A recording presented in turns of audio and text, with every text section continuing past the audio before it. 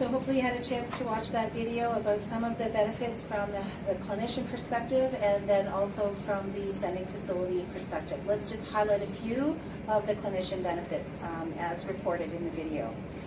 One of them is the continued continuity of care. So if I'm seeing multiple providers and I no longer need to see this provider of care, but now I'm moving to the second provider, that information is flowing seamlessly. And so they can pick up where the other person left off. The text-based reports, of course, are another enhancement. Instead of scanning paper into paper reports into images before that they can go to the patient record, they're actually integrated right into the system. So it provides a bigger picture, a more complete picture of the patient's health information. It helps the patient care provider get a better picture of what's going on with the patient so they can make more informed decision. And they can easily search for information from the sending facility. So it's an easy search engine. It's not complicated. I don't have to remember whether Alexandria Hospital is called Alexandria or whether it's called Ingersoll.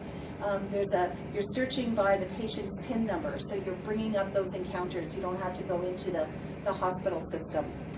And it allows the entire clinical team to access the sending facility results through the electronic medical record. It does result in cost savings, lots of cost savings that have been realized related to administrative savings, so not having the need for medical secretaries or healthcare office administrators having to fax things and organize things into file folders, etc. So that printing, that filing, that scanning with all of those manual processes in the paper gets decreased. And so they can redirect resources to the proper care. In terms of the sending facility benefits, it's a single interface. So that single point of interface for the information to flow from one system to another instead of multiple proprietary interfaces. It reduces the manual processes on both sides associated with the report distribution, so it also eliminates the need on the sending side for the paper to be generated and it to be faxed over. It provides a secure alternative to the distribution of those reports so that I don't have to rely on it getting to the right fax number and the right fax machine. It's just an automatic connection.